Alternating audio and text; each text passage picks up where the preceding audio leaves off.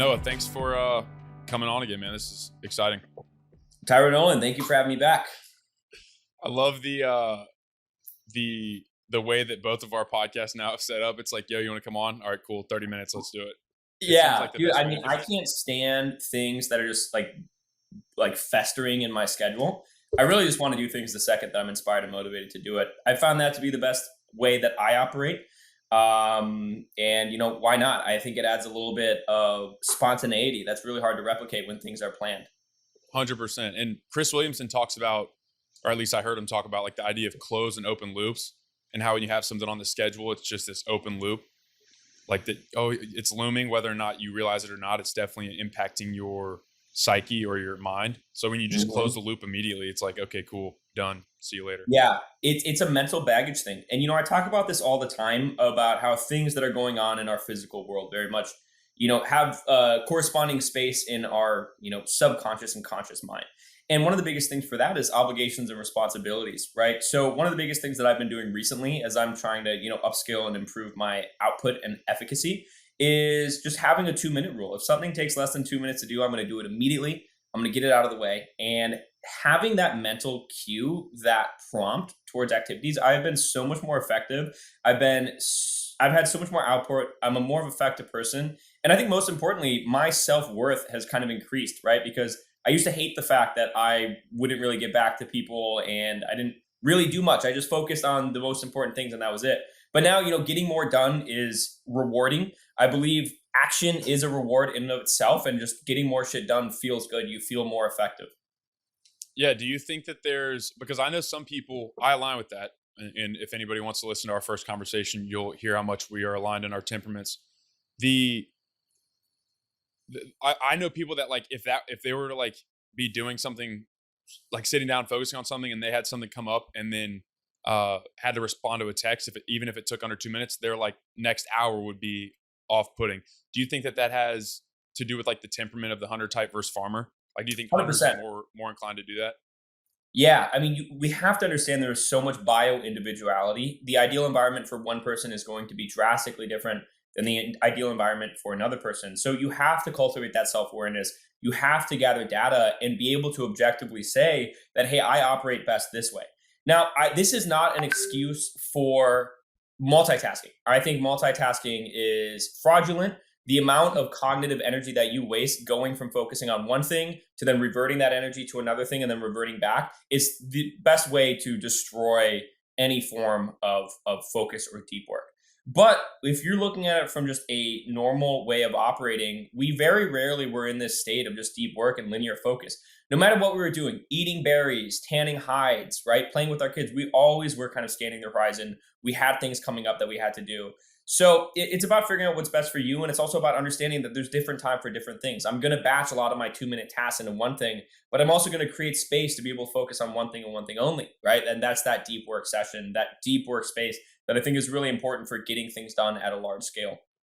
I totally align with that. With the, like, okay, I have a task, I want to allot an hour to do this task, and then like the next 30 hour, whatever it will be like, okay, whatever thing comes up, I'm just gonna do it right there. I think that's a very solid way to do it if somebody's aligned with us as it relates to their temperament. One of the things I wanted to, it's apparent if you're following you that you're on a bulk right now. Yes, I am. Wanted to As you can kind tell, of ask my head's gotten like 2 times bigger.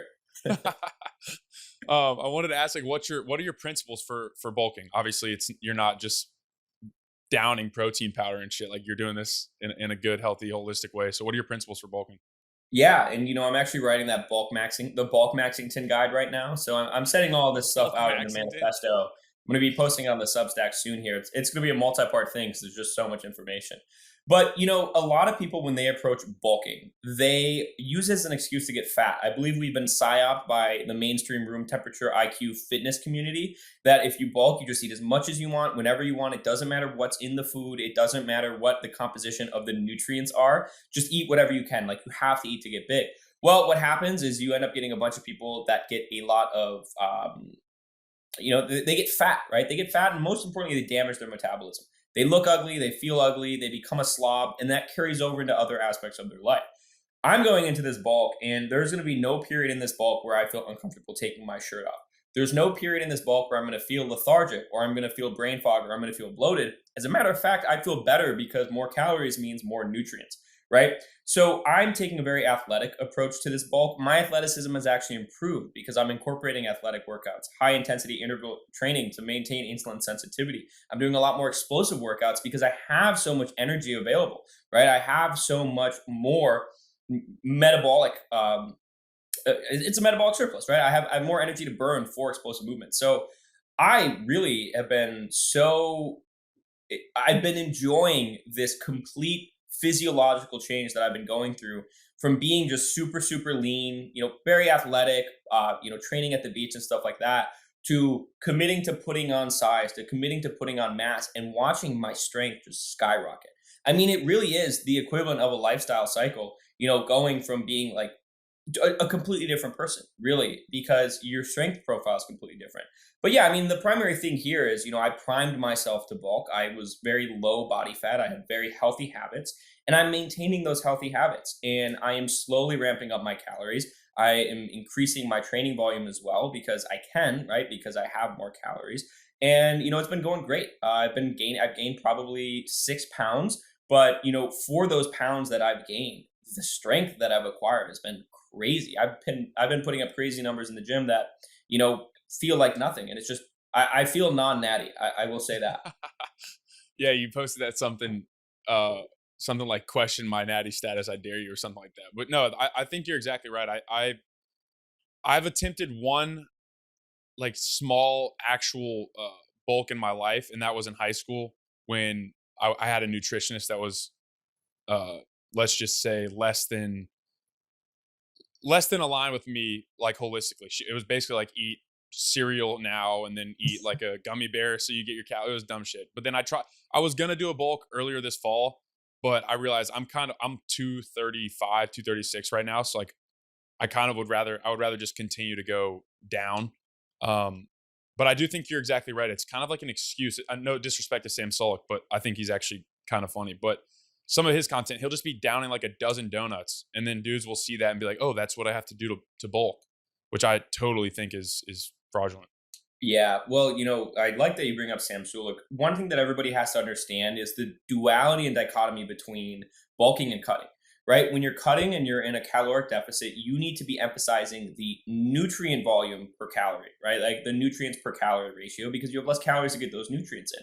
When you're bulking, you need to be more cognizant of toxins, right? Because you're consuming so many more calories. Every single calorie has a higher chance of carrying toxins, right? If you're eating a bunch of seafood, you're really going to have to be more cognizant of heavy metal content. If you're eating a lot of processed food, especially enriched food, you're getting a lot of these relatively toxic enriched nutrients like folic acid, some forms of vitamin A and unbound iron, which is literally just iron shavings.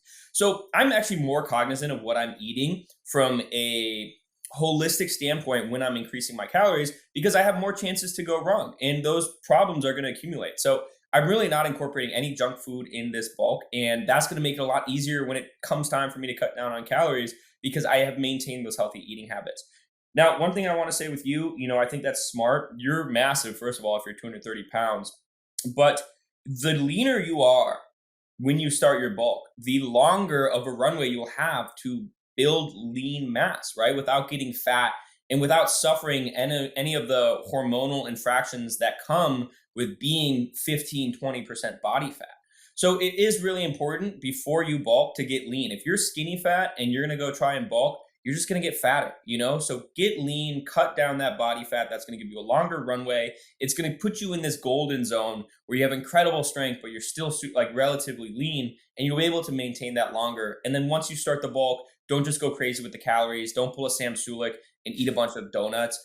Go slow. Let your metabolism acclimate. What I notice is I'll start bulking and I'll start eating a bunch of food. I'll put on a bunch of mass. And because I have so much more muscle, which is a very metabolically taxing tissue, my basal metabolic rate will increase so significantly that I'll be eating the same food and I'll get leaner. It's always crazy. But, that's the reality and beauty of muscle. Also, one thing to note, Sam Sulek's on performance enhancing drugs, right? So he can get away with a lot more than you can. And two, Sam Sulek is incredibly meticulous about monitoring his calories, right? So maybe he's eating a dozen donuts, but those are all within his macronutrient requirements for the day. He doesn't look at micros at all. And if you look at Sam Sulek, I think he's an awesome guy, but he's not healthy. Like, he is a bodybuilder that is going to have a very short term career, because I do believe that he's going to have a health scare sooner rather than later. I mean, how he's like 20, 21 or something, 20, 21 years old. Yeah, it's crazy. No disrespect. Like I actually, no disrespect to him. I just think that it's definitely that's a very one-sided way to go. Like there's really no turning around once you go down that route as far as he has. At least it's going to take a long time. What's like a general day of eating for you right now as you are in a bulk? Yeah, so at my baseline, I believe maybe it's probably just because I've been eating healthy for a really long time, and when I'm living on the beach, everything's aligned. I'm in nature, my circadian rhythm is dialed. I don't really get hungry, right? I just eat when I need to. I eat a lot of fruit and a lot of meat, and that's that. And I just stay super lean. Like, I was looking at videos of myself last night from like a few months ago, and I wasn't being intentional at all, right? Like, I was going out, I was having fun, I was drinking, but I was just so lean, effortlessly, and I was just eating how I wanted. So for me, it's more about making sure that I get my meals in, especially in the morning, right? Because I'm trying to maintain a steady state of fuel throughout the day, but I'm still leaving time in between my meals. I think that's really important from an insulin response standpoint. I don't want to just be, stimulating insulin 24/7. I'll wake up. I'll usually have, like this morning, I just wanted to get my protein in because I've kind of been lacking on protein. So I just had a giant bowl of shrimp with honey, a little bit of honey to stimulate the metabolism. It makes it delicious. And then shrimp just for that lean protein, right? A lot of taurine in there, some good trace minerals as well. That's usually abnormal. When I normally wake up, I just have beef and rice. That's my favorite. That's my staple. And then I usually will go and midday I'll create some like large meal concoction. Yesterday it was a chuck roast. So I just tried like a new sweet potato chuck roast. And now I have chuck roast for the next 2, 3 days. Like, I'm gonna get 5,000 calories worth of chuck roast in, right? The other week it was hot pot. So I just made like a really big hot pot setup for me and some of my friends. And now I just had hot pot for the next 3 days. Now, the beauty of this is when you segment that to like focusing on one dish for a week, you get really good at making it. And then it becomes muscle memory, because I'm pretty busy right now. So I'm not trying to spend a lot of my time cooking. But every time I go and I take on a new dish endeavor, it's a creative process, but I also learn how to do it. And then I do it again. And I now have that in my toolbox where, like yesterday, because I've been making pot roast for a while, I literally made the pot roast well on a call with my business partner. And it took me 10 minutes to prep. I put it in the pressure cooker. And now I have the world's best nutrition, an incredible amino acid profile because of all the connective tissue in that chuck roast. And it's just delicious and it aligns towards all my goals. It took me 10 minutes to prep and I have it for the rest of the week. And you're on a call. Yeah, That's yeah. And he's yeah. like, yo, what's that noise? Because he like heard the pressure cooker and stuff. I'm like, oh, don't worry about it. Yeah. It's my PC. No, I think you're right. As far as like pigeonholing yourself, I would say, other than like not eating processed foods, you're pretty you have a variety of nutrients. It's not like you're keto. It's not like you're like, it doesn't sound like you're super peaty. Would you say that you're more like towards that side though, like high carb, even when you're bulking? I am not peaty in the sense that I mean, I think I really am interested in a lot of, Ray Peat's work, in some of the other guys that are in the pro metabolic bioenergetic space. But, as a whole, I'm definitely not peaty. I think a lot of like it's like Jesus versus his disciples. They're two completely different people, and a lot of people are misconstruing that message. But I do high carbs, and I do high carbs for a number of reasons. One, I just operate better with high carbs. I used to do the low carb, high fat, and I got fat. And that makes so much sense, right? You got to look at the metabolic pathways of protein, fat, and carbohydrates, and look which one obviously has the least amount of processing that it needs to go through to be posited as fat, right? Like, the fatty acid composition of your diet has so much higher chance of being deposited as fat, especially when in a caloric surplus, because it's almost identical in structure, right? Like, it's pretty, like, yeah, it's almost the same. Now you look at that with carbohydrates, it has to go through it has to go through a metabolization process for that glucose to be converted into fat in the fat cells. And then you look at protein, and that protein has to go through gluconeogenesis to then go through lipogenesis, right? So it has three pathways. So I do that. Carbohydrates are also protein sparing, right? So if I consume a lot of carbohydrates, that's going to reduce the amount of protein that's being converted into carbs and glucose for fuel, which means I have more protein for muscle protein synthesis. Additionally, carbohydrates are really important for fueling my workouts, right? And keeping the stress hormones low.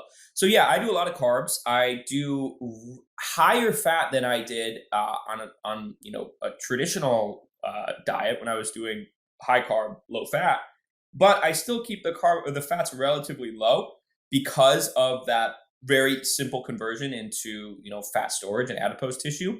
But I still get those fats in because of the nutrient density of those fat soluble vitamins and the important role that cholesterol plays in being the building blocks for all my steroid hormones.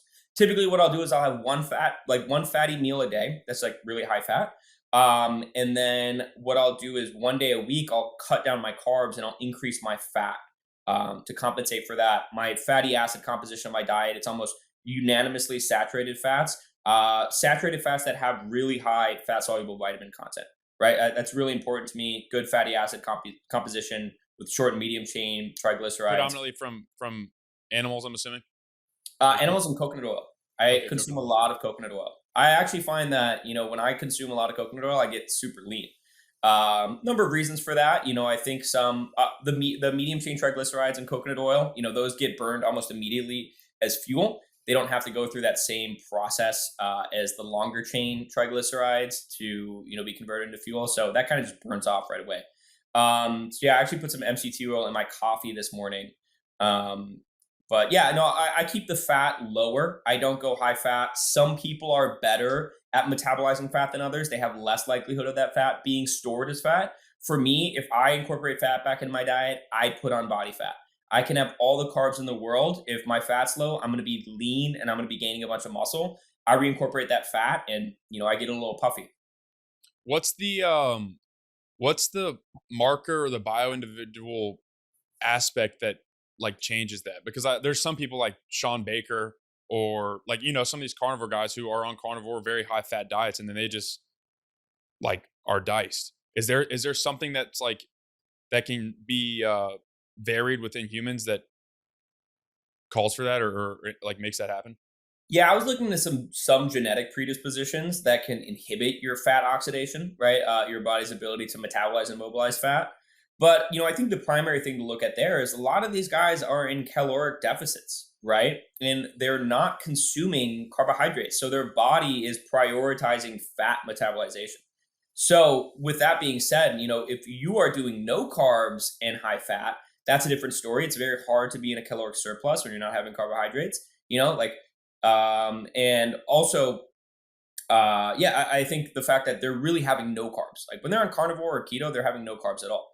That also changes the way that their insulin, like that changes their insulin response. I think when you're having a lot of carbs with a lot of fat, that's when it kind of gets a little, messy because that fat or that insulin spike is actually signaling to not store fat as fat, right? It's saying, hey, listen, we have enough fuel. You don't need to store any of this fat as you don't need to store this fat. You don't need to release this fat.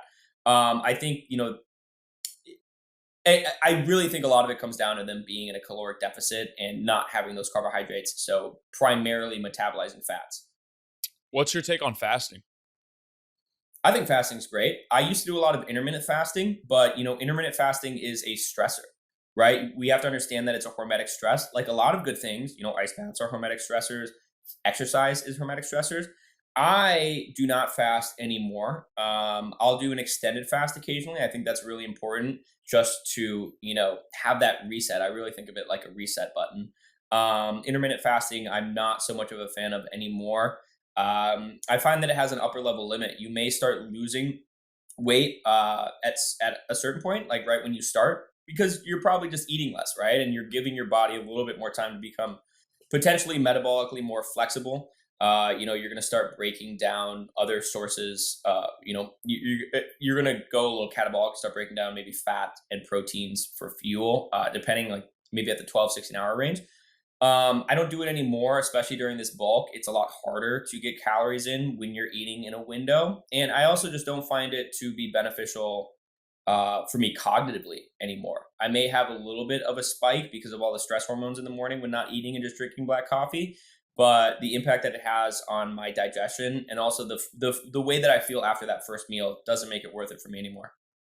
Yeah, well, so I saw this one, maybe it was a tweet or something, but it was basically like if you're skinny fat and somebody tells you to kind of get on the like high carb, low fat diet and do X, Y, and Z, the guy was like, don't do that.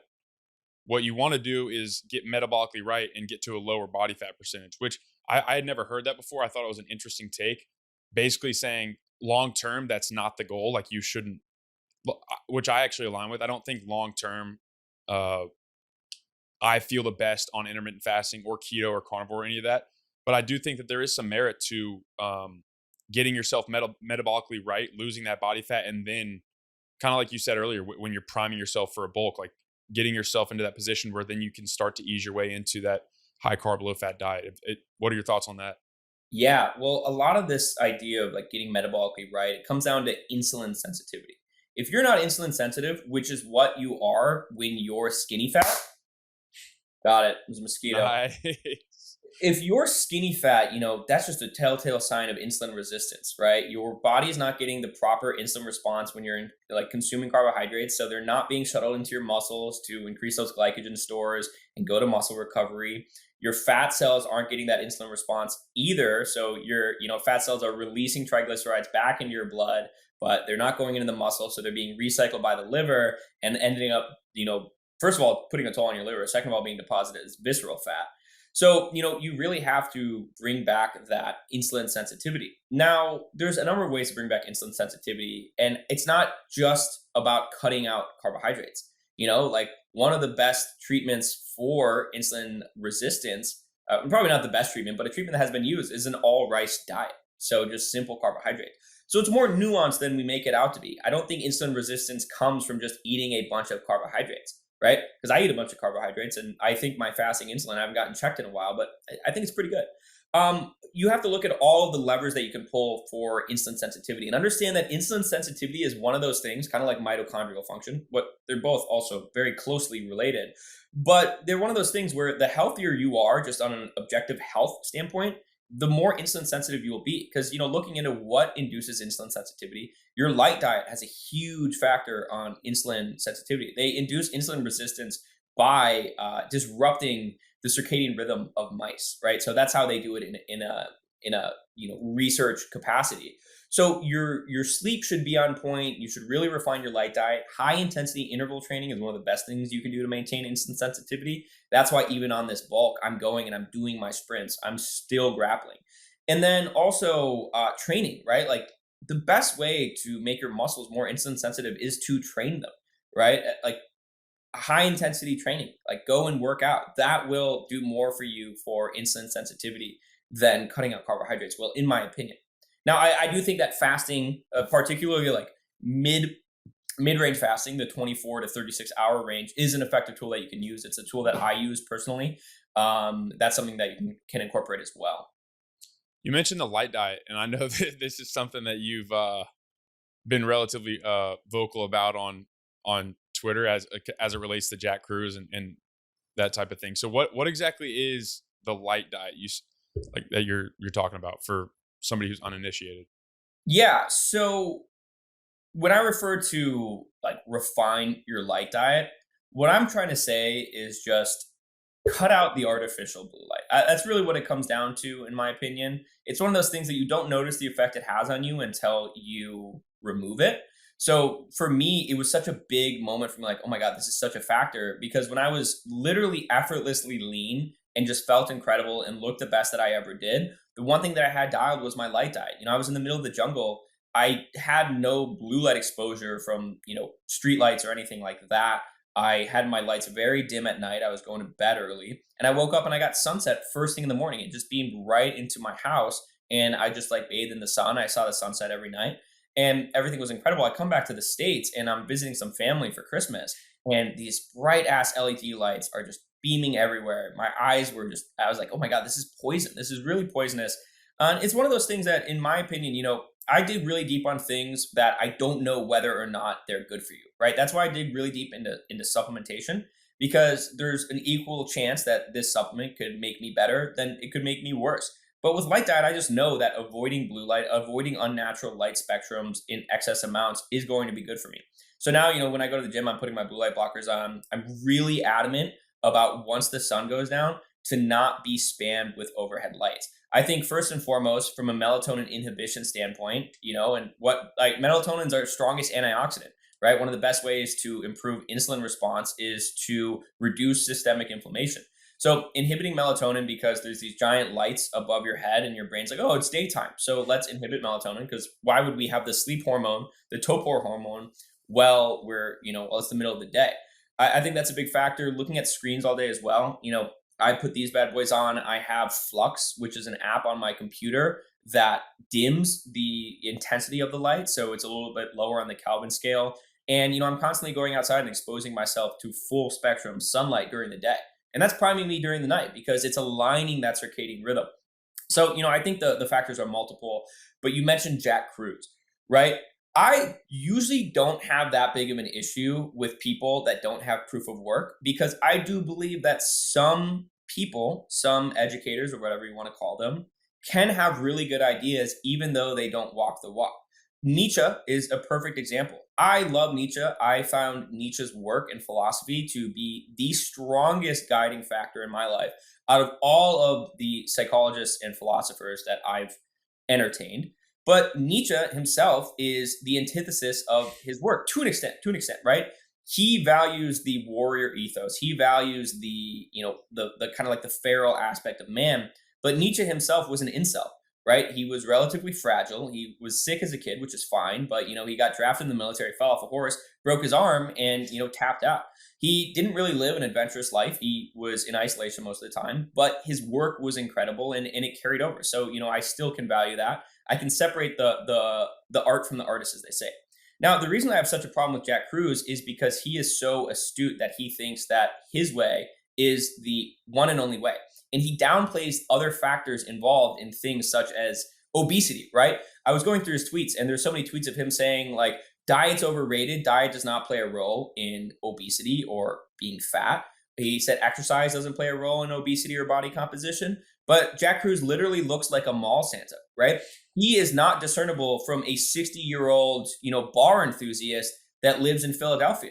So this guy has the audacity to go and shit on other creators in the space that have proof of work, that have credibility and have authenticity, like Andrew Huberman, and say that this guy knows nothing and shit on him. He talks about Ray Peat and he's like, yeah, Ray Peat died, thank God. So he's a miserable person in my opinion. And if you're so healthy and if you know so much, why are you still fat? Why do you look like a mall Santa, an alcoholic mall Santa at that? And why are you so angry and irritated all the time? Emotional regulation, in my opinion, is one of the biggest proxies for good mental health and health in general. And as we know, mental and physical health, there's no distinction. It's one organism, it's one unit.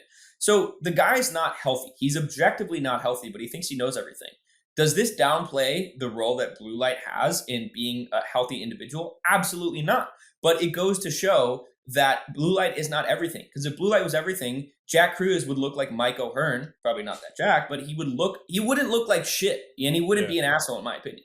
So yeah, I don't like Jack Cruz at all. I think Jack Cruz is actually detracting from the larger adoption of the importance of light diet. And I think there's other people out there. Like Jack Cruz didn't invent the idea that blue light is bad for you, right? He's just the loudest about it. So there's other people out there. I just think that Jack Cruz is not someone to necessarily look up to. I'll entertain some of his research, but I entertain research from a lot of people. Like I've entertained research from vegan propagandists. I've entertained research from the carnivore guys. I entertain all of them. And I think that's what more people need to do is to bring ideas into their mind without immediately classifying them as good or bad. And we have a really hard time doing that as humans because we're so tribal by nature. It's always us versus them. And we're always so quick to grasp onto what we think is the one root cause of all of our problems because it's easier that way. It simplifies our worldview. Yeah, there's so much to unpack there. The one quote that I'm reminded of that was shared to me by Noah Heisman, I don't know who said it originally, was something along the lines of wisdom is being able to entertain an idea without being able to accept it. So it's kind of like what you're talking about. It's being able to take sources of information from different places, different perspectives, and then distill them down to what you believe to be the best. Regarding Jack Cruz, I do think it's so like the podcast. What was it? with him and Huberman on Rick Rubin. Even that was the first time I ever heard of him.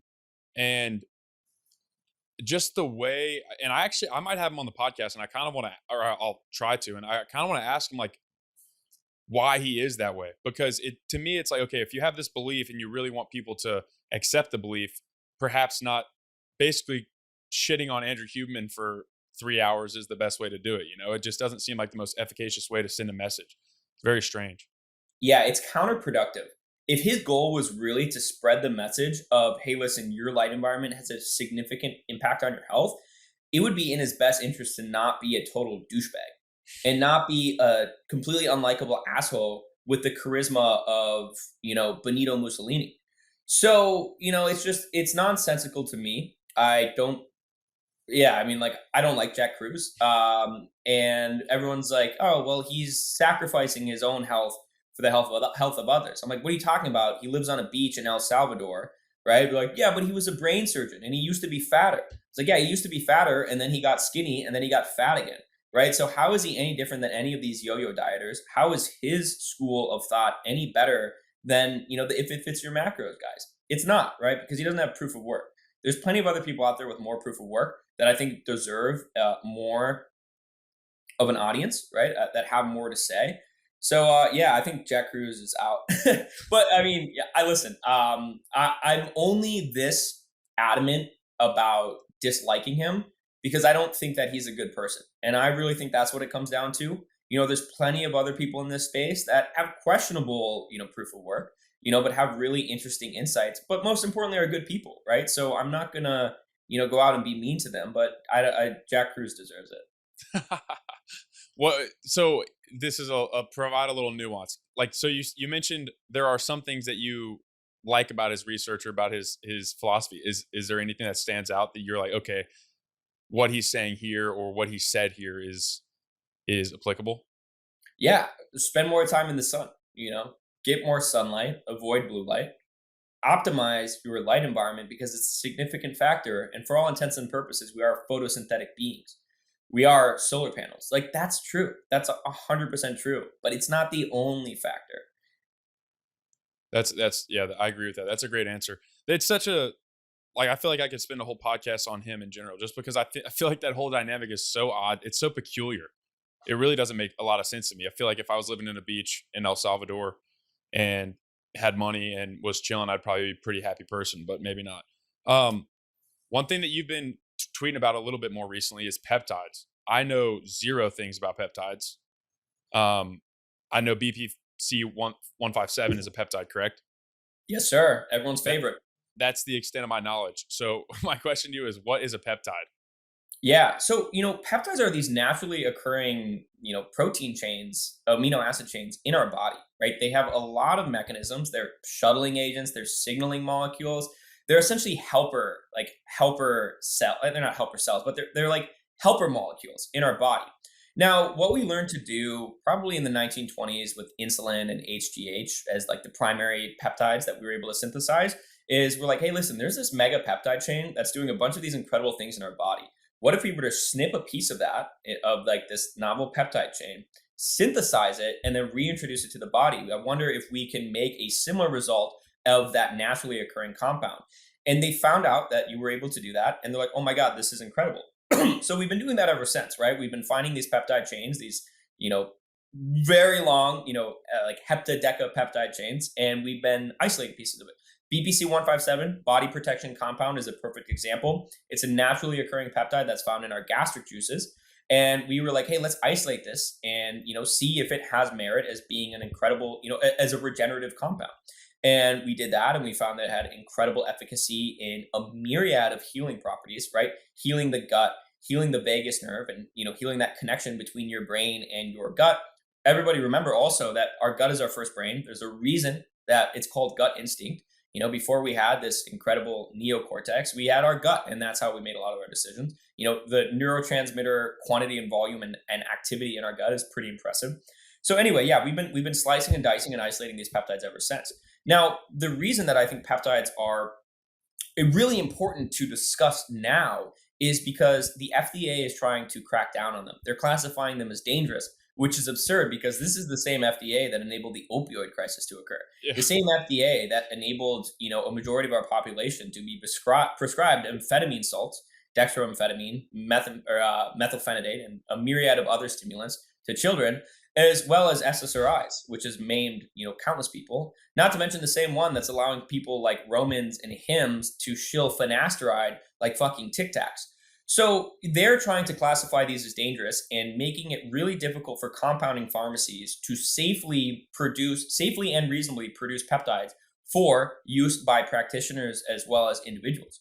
The reason for that is because they know how efficacious peptides are. And what they want to do, this isn't conspiracy, like this is what's happening, they want to make it really hard for you to get peptides because peptides can't be patented, right? They're naturally occurring sequences that are found in the human body. You can't patent that, right? That's like patenting Life.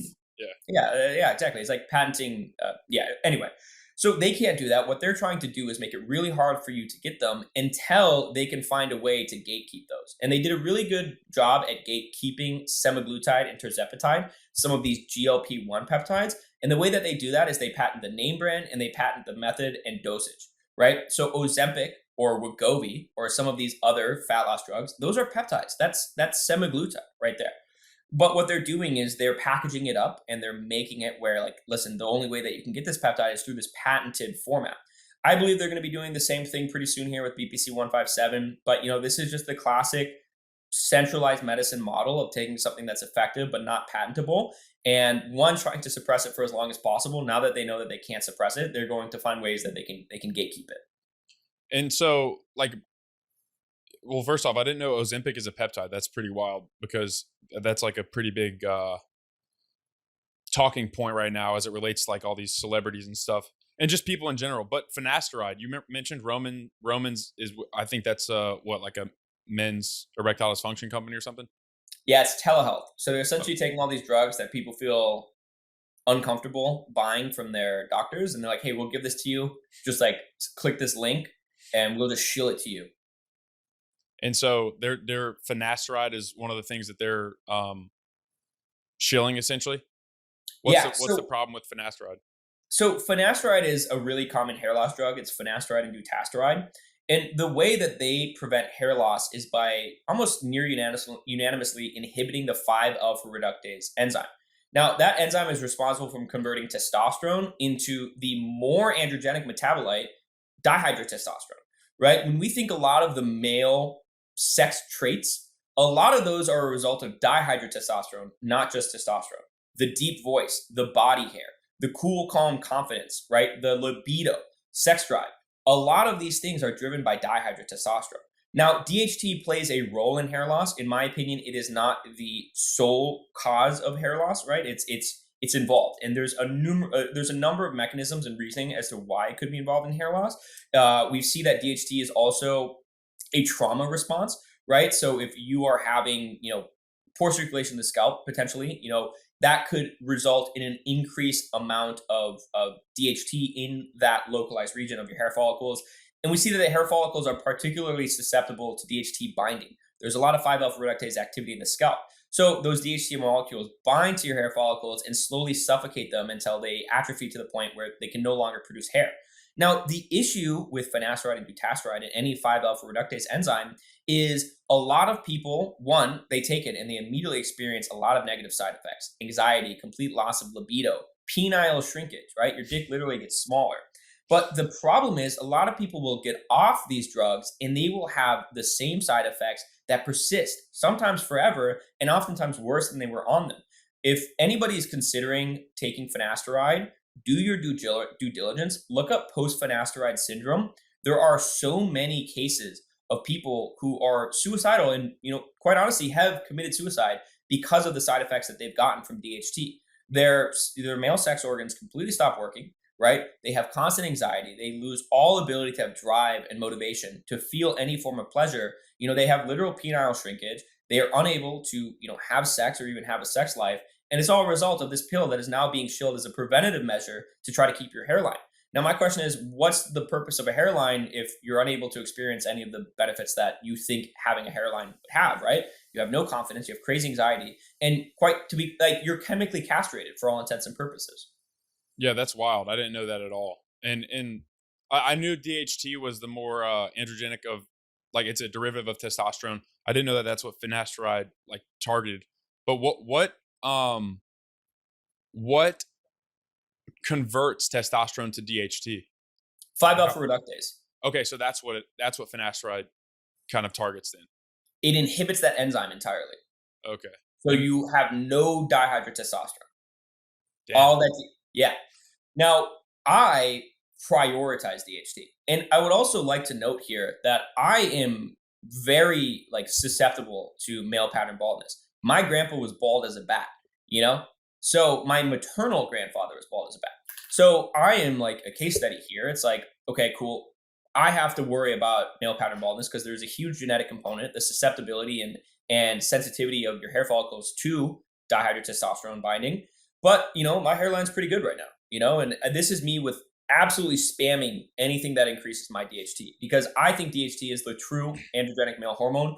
DHT is the ultimate nootropic. DHT is the hormone that you want to maintain function of and optimize for if you want to be like a good feeling man. Like if you want all the male properties that make men men, you want at least adequate DHT levels. What you said you prioritize DHT. What do you how does that play out in your life? Like, what does that mean you prioritize it? I avoid 5 alpha reductase inhibitors, so I'm conscientious about my consumption of certain functional mushrooms like reishi. I try to keep my curcumin consumption relatively low. I'll have it sometimes for acute anti-inflammatory action, but curcumin does have 5 alpha reductase activity. A lot of compounds like essential oils, so lavender, tea tree oil, a lot of things these have anti-androgenic effects.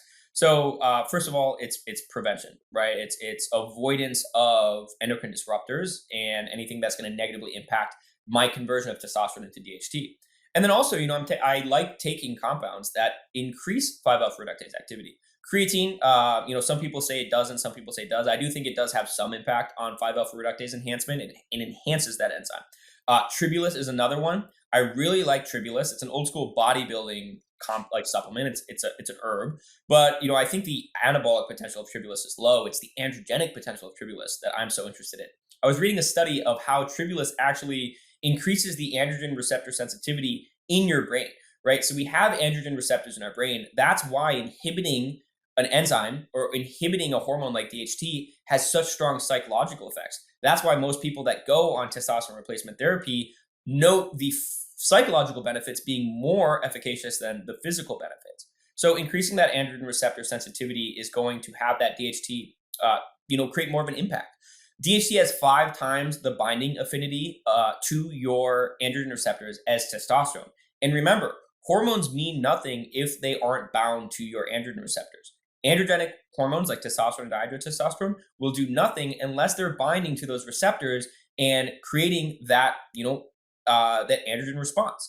So that is the reason why I do that. And, I take Tribulus. I love Tribulus. Tribulus is legitimately a nootropic for me. And I enjoy it a lot. It's safe. From everything I've read, it's safe. It has a lot of other benefits aside from the androgenic component to it, and it's cheap. Now, other things that I consume, coffee has some 5 alpha reductase activity as well, enhancing activity.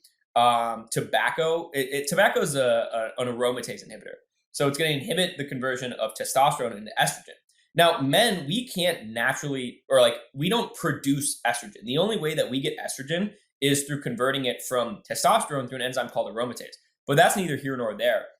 But it's funny, like all of the manly things that you can think of, like coffee and cigarettes and things like Tribulus, they happen to enhance DHT activity. So, correlation doesn't equal causation, but it's a pretty good look. Another one that I'm looking at now is called Bouteille superba.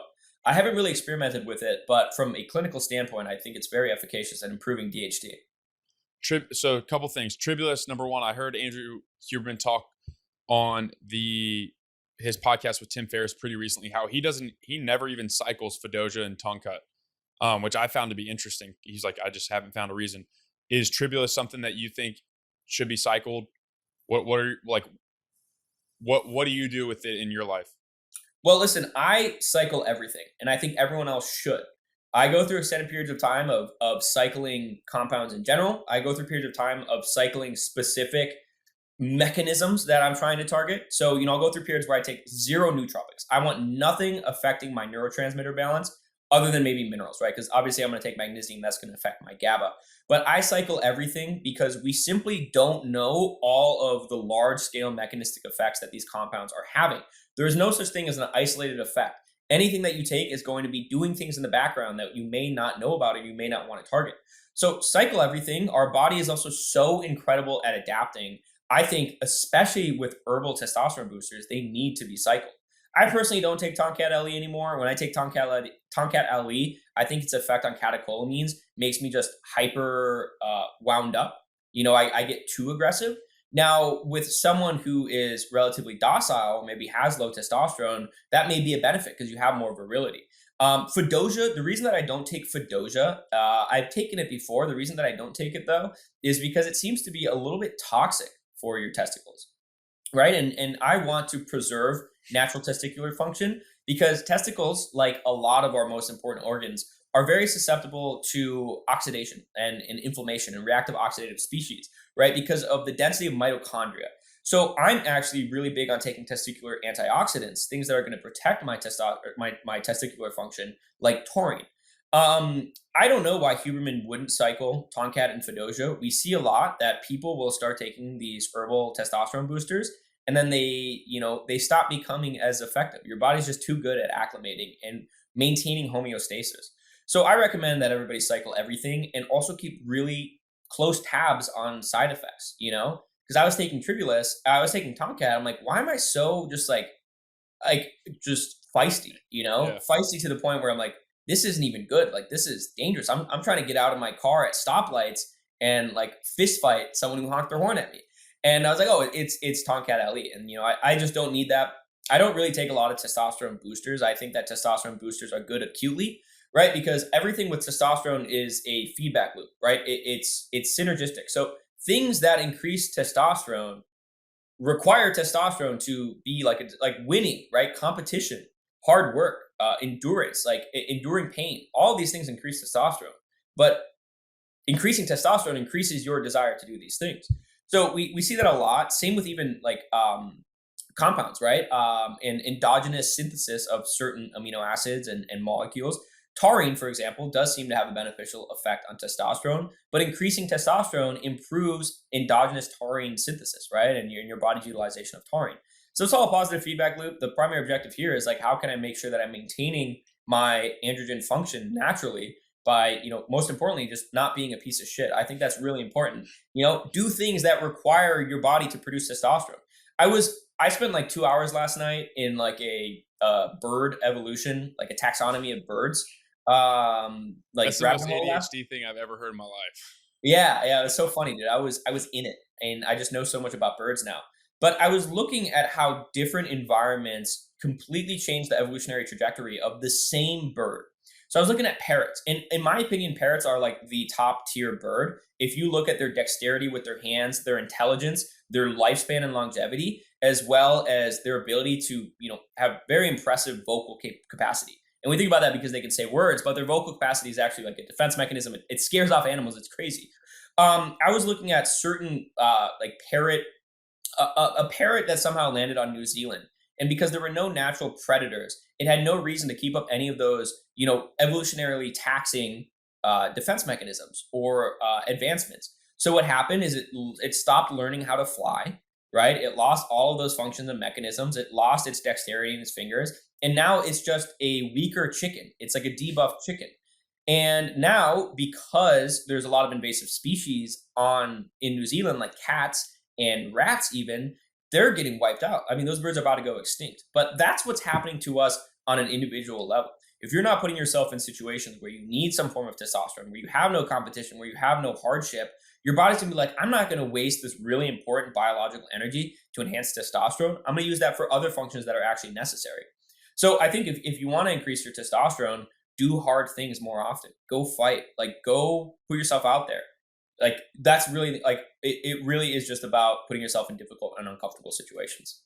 I totally agree with that. I think that's one of the things that you've spoken about on Twitter that I've aligned with most. I think that's so Colty brought kind of tweets about that unknowingly, I think, where he's not a very he's not a big optimizer, but he's just like, go do exciting, adventurous, like wild shit, and your body will respond. It's kind of when you get into like the optimizer, like it's optimizing can lead to sterility in a way, and then as you kind of just mentioned, sterility is there's no need for virility and vitality when everything is sterile, which is a whole nother conversation. One last thing on peptides is, are peptides sort of in that, like if I take something like tongkat or fidogia, I should cycle it so that I don't, or TRT for that matter, I should cycle it so that my body doesn't adapt and be like, oh, I don't have to produce this shit anymore. Are peptides the same way? Peptides are just so broad ranging, right? I mean, like collagen peptides. I find those. I see those as a dietary supplement. There's certain peptides that are found in our food. Now, it depends on the peptide, but like I said, I cycle everything. And with compounds as powerful as peptides, you should definitely cycle them because we simply don't know all of the effects that they have on the human body because they're so broad ranging, right? Because there's no such thing as like an isolated response in our body. So, even with BPC 157, I cycle that. I cycle everything. There's just so many factors involved. So yes, cycle everything, especially peptides. Yeah, I mean, you cycle everything to the point where I don't know if this was already live or not, but you were talking about life cycle, like cycling where you live, which kind of gets me to my next topic I wanted to ask you about.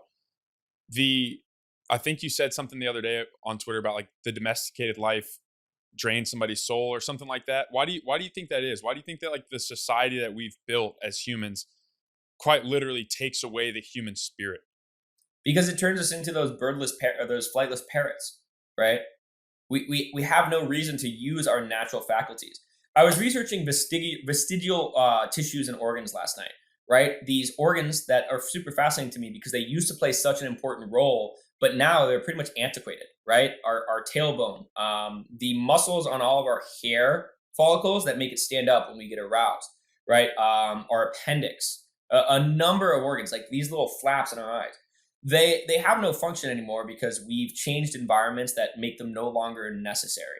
Now, once again, our body's really smart and it's going to adapt to whatever environment that it finds itself in. So if we put ourselves in an environment that doesn't require any of the natural faculties that we have as humans, it's going to get rid of those. Now, what happens when you put a bear or a chimpanzee into a zoo? It becomes depressed, it starts jacking off, and it loses a lot of those faculties. What happens when you take a pig, a domesticated barnyard pig, and you put it out in nature? Within a matter of months, it grows massive tusks. It becomes so much more feral, right? It gets bigger. It gets all this hair. It becomes an absolute beast, right? So that's what happens. We try to downplay it because why would any society or larger power want people that are more independent, that are more feral, that are more aligned with their natural tendencies when we live in a completely unnatural world that depends on people being docile, that depends on people being essentially caged up?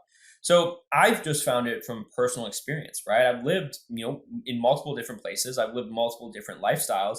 And every time that I go back to a feral, domesticated lifestyle, I change drastically. I mean, I've been back in the States for a few weeks and my physiognomy has changed significantly. I go down to the beach, I go back to like this small little town in Mexico, and I change. I become a different person and I feel so much better. I feel so much more alive. And that's the way it is. I don't have any scientific journals to point you to. All I say is you go and you experience that for yourself. Embrace the feral lifestyle for a little bit. Like, become more of an animal. Study anthropology, study evolutionary biology. Figure out how we were living, before the Industrial Revolution, when we were in a tribal setting, before we had concretes and highways. Yeah, I think the thing that just kept coming to my head when you were talking is kind of the idea that as you mentioned, our body is so good at adapting to the environment that we put it in. So it's really up to us what environment we put it in. I think so many people blindly uh, are subjugated to the environment that society tells them they have to be in, and that's like the 9 to 5 cubicle, like the oh god, what's his name? The guy who posts like the boring life stuff on Instagram that goes viral every time, where he just works some regular job. Have you seen that? I've heard of it. Yeah. Dude, I gotta send you one of these videos. it's maddening. But this guy's also kind of smart. He literally just posts these videos of him living an exaggeratingly boring life. He's just works some 9 to 5. He comes home, he does like a decent workout, then he just watches Netflix and shit. It's crazy. But my point is, I think a lot of people they're like not maybe not willingly, but they just get like subjugated to that environment because that's what they've been led to believe. I mean, you're no different. Like the fact that I don't remember where you said you're from, but you're from the north and you go to school in the north, and then all of a sudden you're like, fuck it, I want to move to Mexico. Like how did that come to be in your life? Like what was the change? What was the catalyst for that change in lifestyle? Yeah, I always had a feral proclivity. Always, always, always, always. I think there's a subsect of people, and I talk about them like hunter types, whatever you want to call it, that are simply less compatible to this inherently toxic modern environment. A cockroach can survive anywhere. Does that make a cockroach better than a lion or a shark that can only survive in temperate waters? No, not at all. Right? Like it's just a cockroach is more versatile. Now, I guess for me personally, like I just always felt the need to be free. I always felt a disconnect with modern society. Even though all of the conditioning said like this is what you have to do, this is where you have to be. I spent some time in high school living abroad, and that kind of opened my eyes to what I always knew was the case, but the beauty of cycling lifestyles and embracing different cultures, and most importantly, cultures that are more aligned with tradition and historical living. I went to school and I studied anthropology in Bangkok. So I spent most of my time out there, looking at monkeys in how they adapt to different environments and being able to see the difference in behavior between the monkeys that live in these suburban environments versus the monkeys that live in these tropical and natural environments. It was like night and day. So I started living a very feral lifestyle out there, and I made the decision that I always knew was going to be my plan. It's like I want to optimize everything to be able to live this lifestyle. I don't care if I don't make any money. I don't care if I don't have a place in modern society. But I knew that I always was able to come back because I was able to function in modern society, right? Like we're adaptive. Like if I needed to, I could have gotten a real job. I've never had a real job, but like I knew that if push came to shove, I could go and I could run the corporate ladder. But anyway, I went through that. I was, doing what was expected of me at that point. The closest thing in my mind to being able to be really free was to start my own company and start a company that was all based on being asynchronous. So, I was in tech. I was building software. I built a cybersecurity software with a business partner. And everything that I did for that purpose was to be completely asynchronous. I built a team that was independent of time zones. We had people all over the world working on that team. I essentially planned out and sandboxed a business model that enabled me to live from wherever. Now, flash forward, I realized how absolutely soul sucking that lifestyle is, even though it was going to be what would enable me to get out of that. But you spend a majority of your life working, you better be doing work that makes you into the person that you want to be. And working in a highly technical industry with analysts and computer developers 24/7 made me that like cut from that cloth. So anyway, I gave all that up. I left the company. I still have some equity in it, but no longer in that industry. And I went and I started another company, started a marketing agency that was a little bit more feral. And then I moved to Mexico. Well, I went to Peru and then I went to Mexico. And the reason that I did that is because the borders were so closed. It was during COVID. So I couldn't get back to Southeast Asia. But, for me, Southeast Asia was always the true home.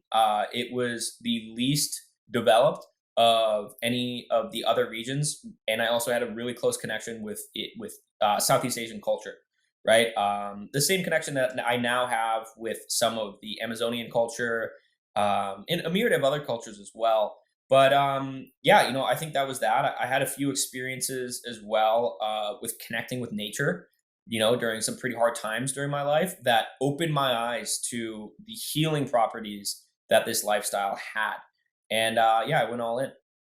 That's awesome, dude. I think that it reminds me of something. The last part that you just said. I had a thought the other day where it's like there's no need for God in a sterile environment because there's no need for faith when there is no danger.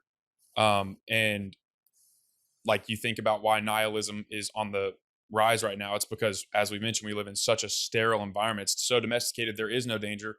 Why on earth would you need to have faith in something? So I think the reason I bring that up is like the healing properties of nature, like especially when you're going through something hard. Most people never get that exposure to nature in the first place to even know that it's out there to be a healing force, which is cool. What have you learned from like the actual culture? Because I'm fascinated by the Mexican culture in general. I think the Mexican people as a people are like incredibly based, and I very much admire them and respect them in a lot of ways. What have you learned from spending time there? Yeah, so in terms of cultural impact, I think the Southeast Asian culture had the biggest impact on me. Very deep rooted in Buddhism. The beauty and what I realized while I was there was because I was going to school in Bangkok, but I spent a lot of my time in these really small fishing villages.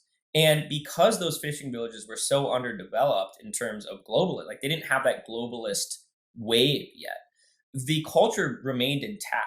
And Thailand's a particularly interesting case because they've never been colonized. There was a period where the Burmese invaded, but it wasn't really successful, and they had enough cultural similarities where it didn't impact the culture, like say Vietnam, right, which was colonized by the French, so it has a lot of French influence, and then it was also inhabited and I guess stationed by the Russians, so it has a lot of Russian brutalist culture as well. Now, Thailand is just pure Thai culture for thousands of years, and I think the biggest takeaway I got from that lifestyle was one, there's no like correct way of living life. A lot of it's dependent on cultures, and cultures are, decided by the environment, right? What's going to be something that's valuable is only valuable in the context of that environment. Doesn't matter how good you are at climbing trees if you live in the desert.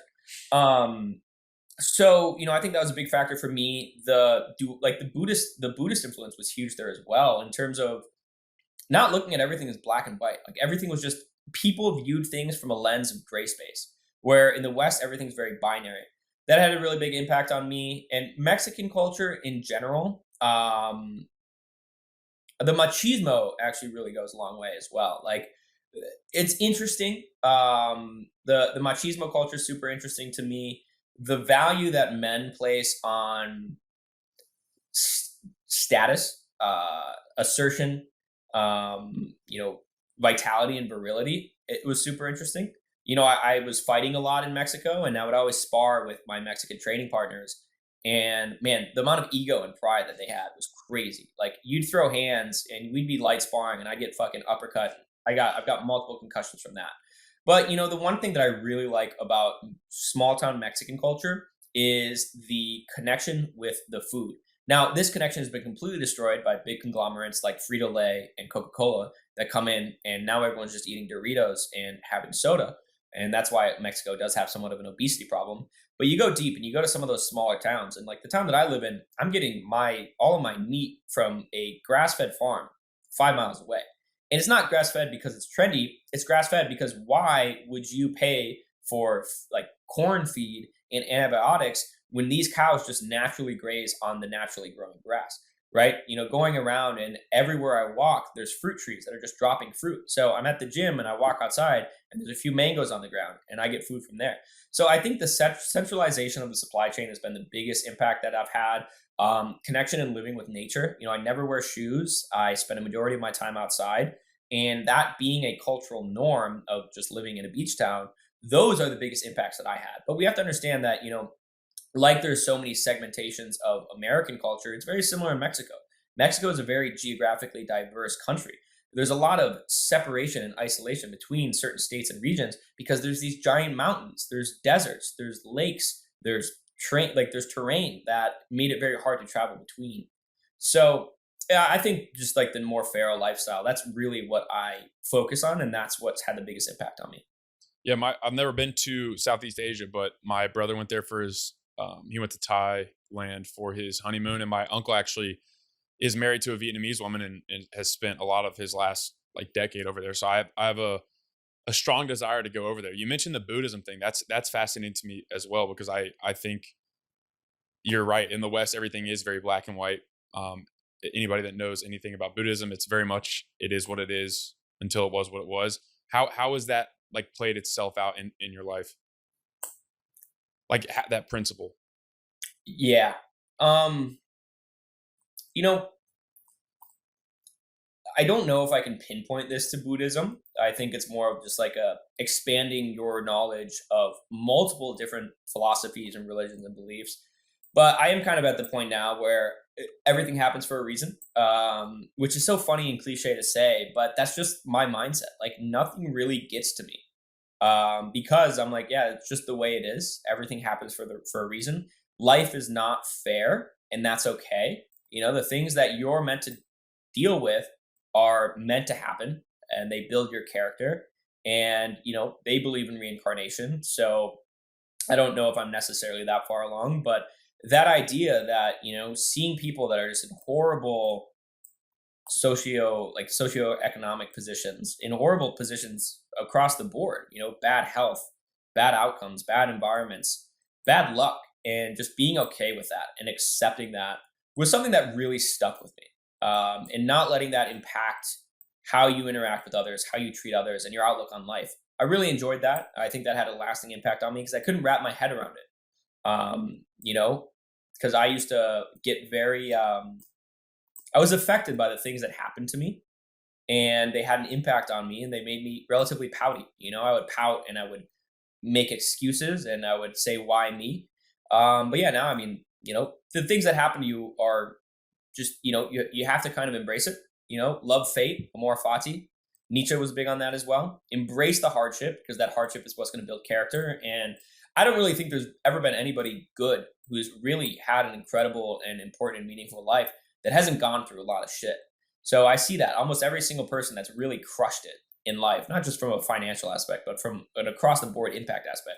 They've gone through some stuff and they powered through it. And that's really the differentiator between the winners and the losers is, are you able to overcome the things that have happened to you and utilize it as fuel to make you a better person, or are you going to let it take over your life? And I see a lot of people that give up and they join this pity party and they just say, oh, life's so hard, woe is me. And I think modern culture is promoting that, right? They're promoting you to feel sorry for yourself and feel victimized. And I think that's the worst thing that can ever happen.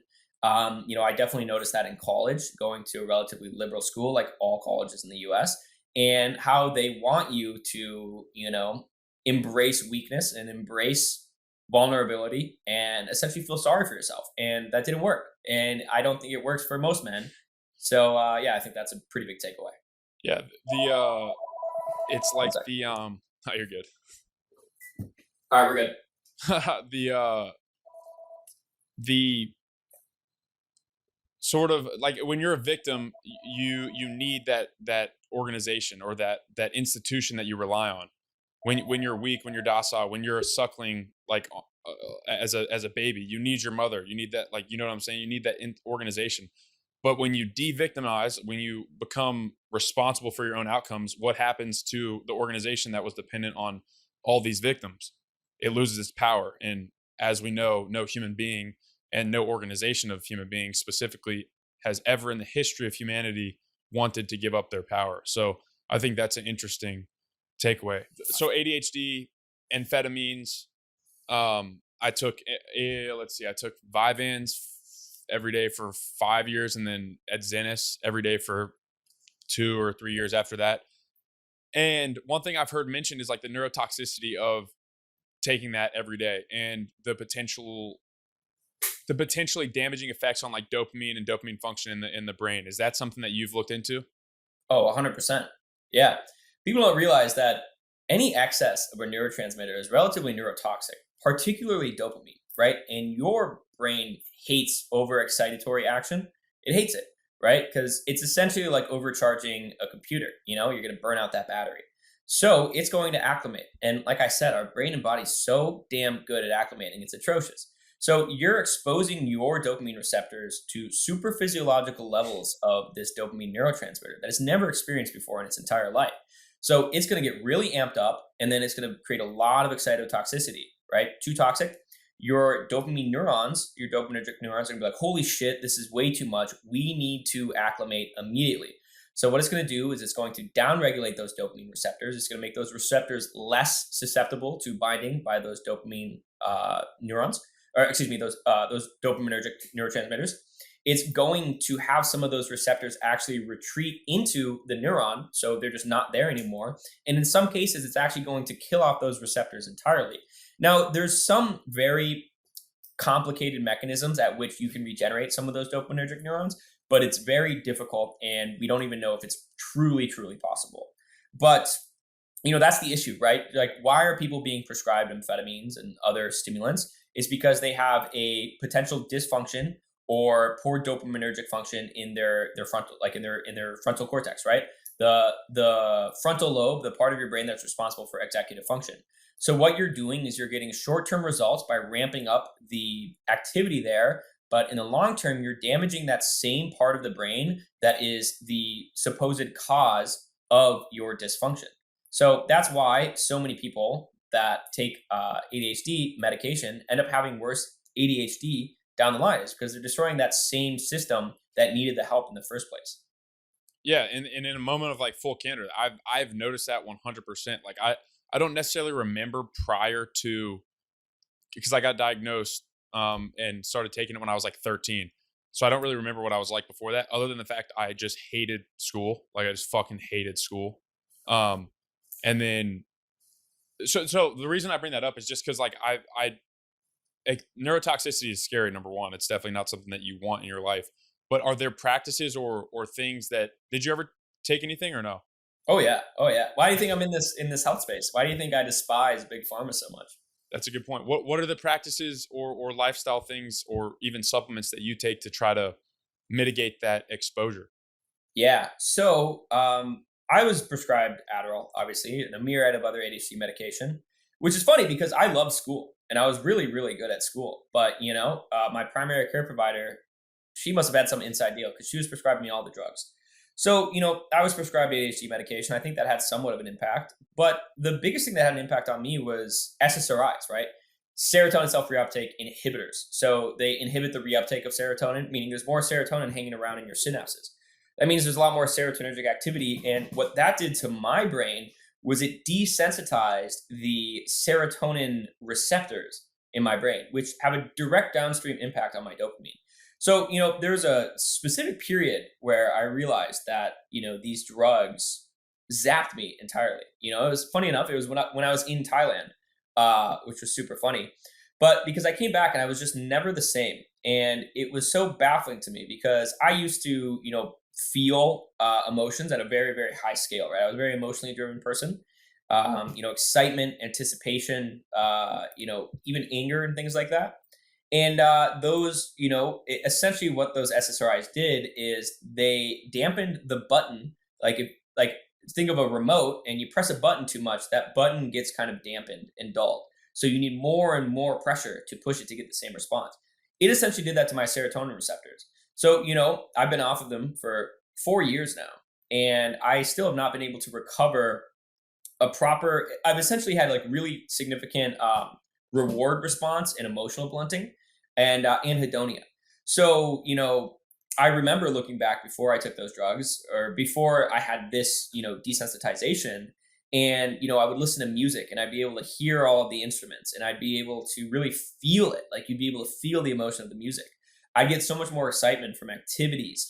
I would get joy. I would get excitement from accomplishing things.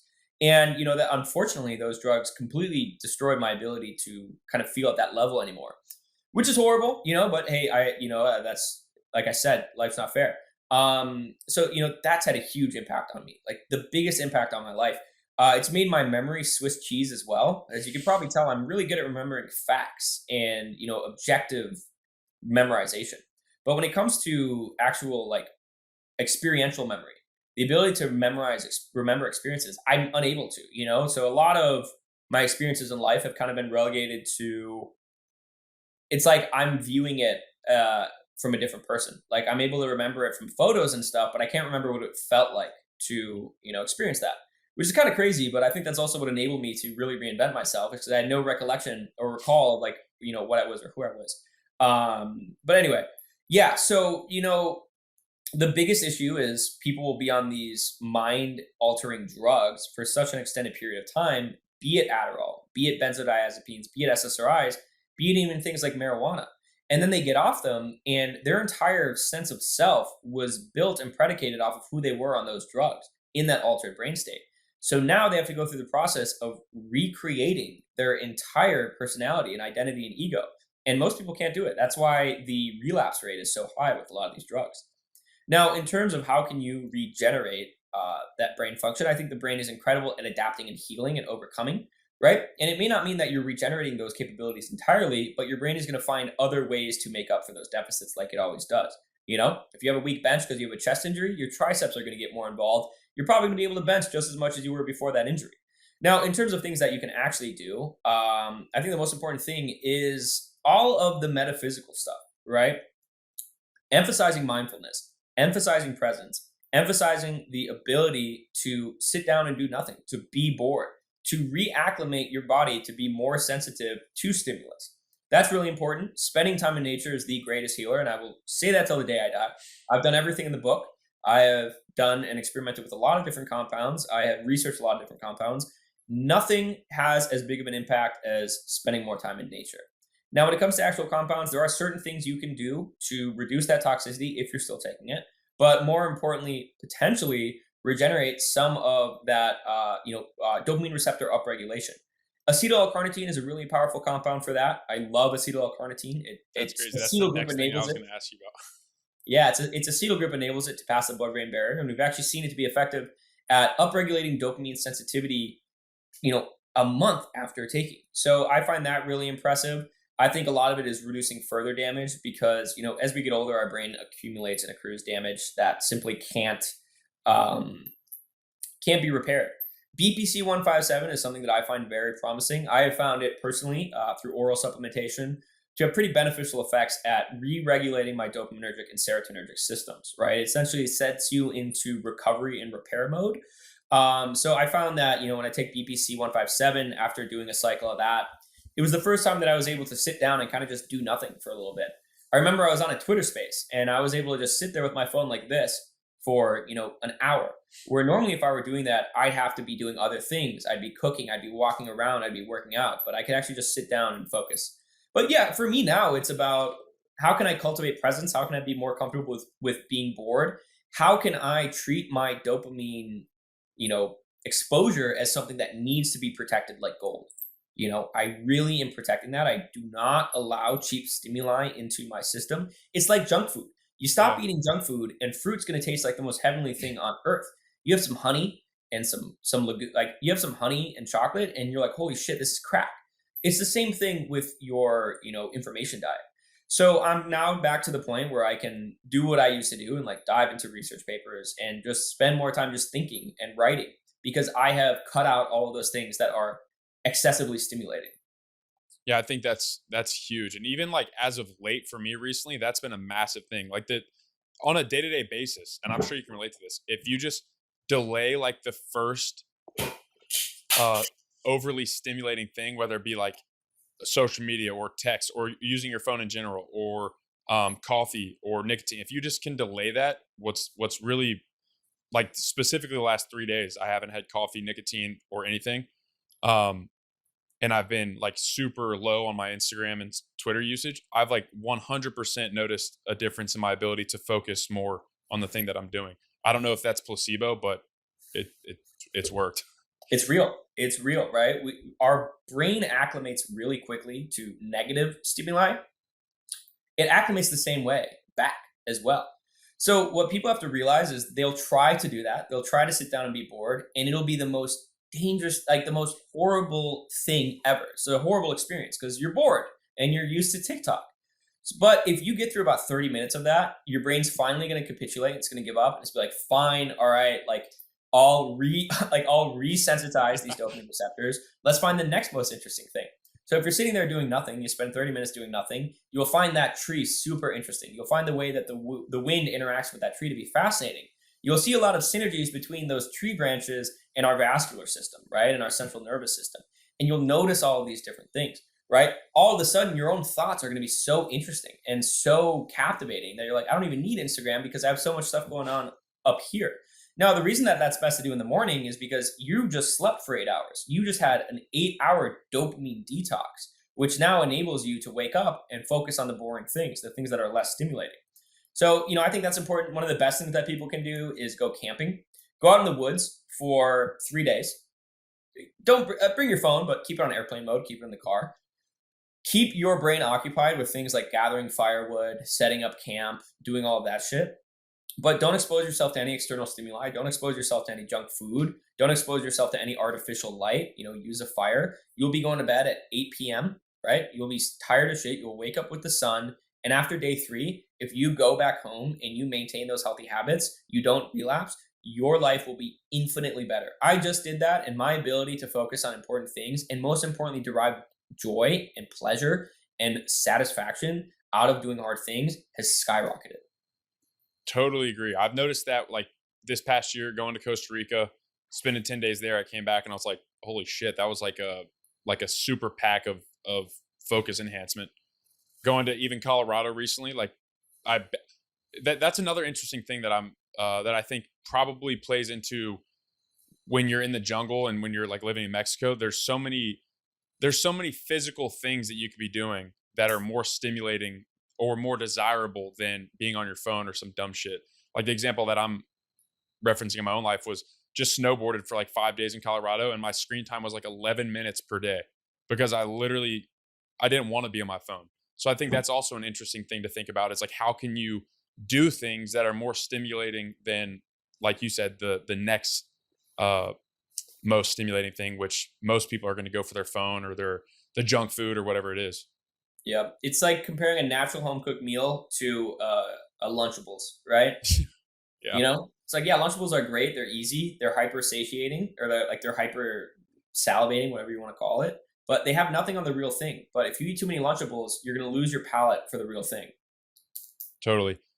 One last thing, you mentioned L-carnitine, and I actually wanted to ask you about that. So that's good. What exactly? Because I've been seeing a lot of shit about this. What's the power of L-carnitine?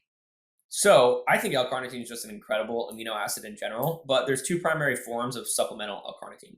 There's L-carnitine L-tartrate, and then there's acetyl L-carnitine.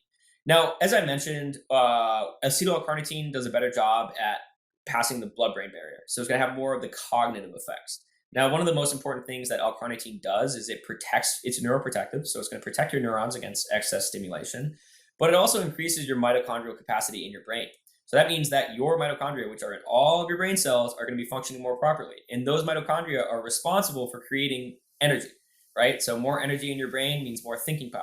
And you think about it, like, why do chess players burn so many calories when they're playing chess? Because thinking is a very metabolically demanding process. I think about 30% of all of your dietary carbohydrates go to brain function, which is crazy because look how big our musculoskeletal system is. Look how big our brain is. And this thing takes up so much of our energy. So it's improving your energy production in your brain while being neuroprotective and potentially having some mechanistic effects on your dopamine receptor sensitivity long term, right? Even after you stop taking it.